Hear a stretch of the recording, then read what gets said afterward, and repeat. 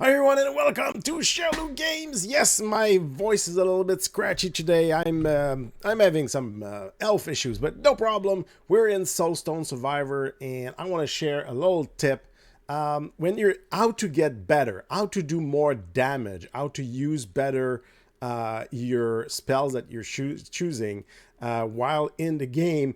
I thought that everybody knew that, but I think not. So if you want to get better, if you want to do more damage, if you want to find it easy to go upwards in that game, this video is for you. So let's go into the game. So I'm playing here. I have my rogue and I have my spells down here and everything, but I'm not too sure of what's doing what exactly.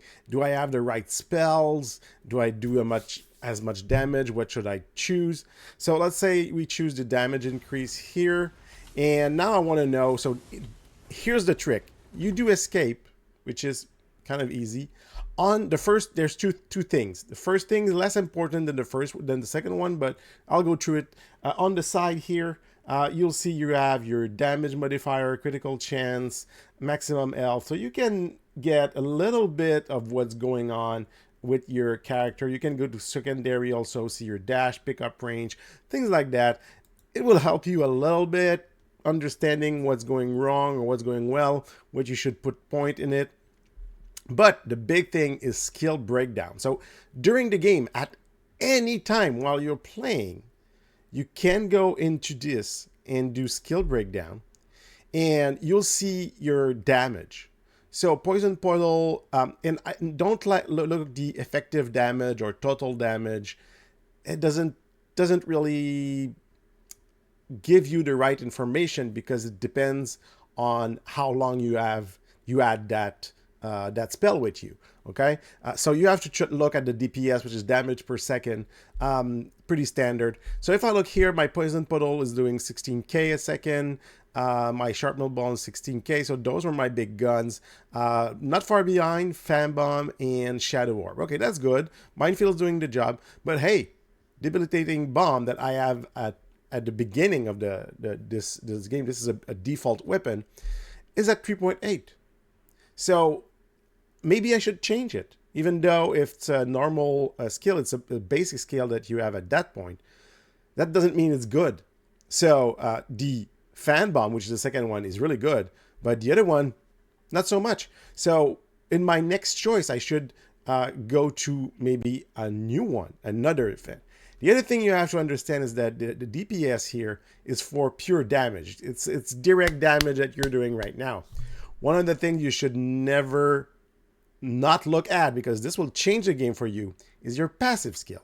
That's when you can apply bleed, when you can apply poison, when you can apply doom, or other things like that, and crank those things up. And why is it important? Like, let's look at this. My best DPS right now in direct damage is Sharpnel Bond at 16.3. Okay, let's go see the passive here.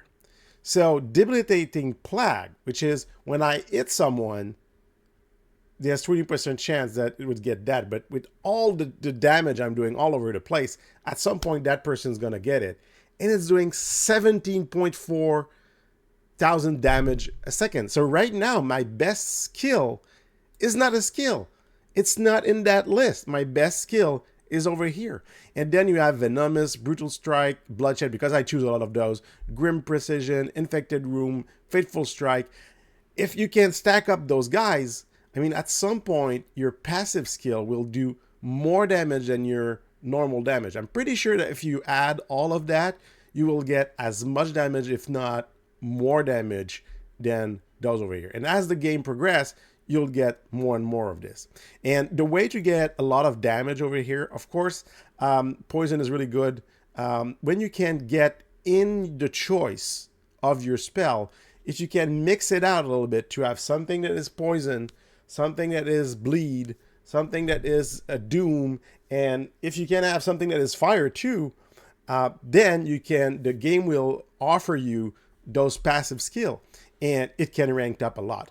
So just to recap everything, when you're playing at any time during the game, you don't have to wait until the end, because a lot of people told me, oh, at the end I look at what happened, and I can adjust for the next game. But you don't have to wait for the next game. You can do it right now. So look at your passive skill. Healing could be interesting, but normally not much there. And your direct damage, so you can make good choices while you're playing. So that's it, people. I hope this was useful. If you want more tips and tricks on Soulstone Survivor, more are coming soon. And well, thank you for being there. Bye-bye, everyone.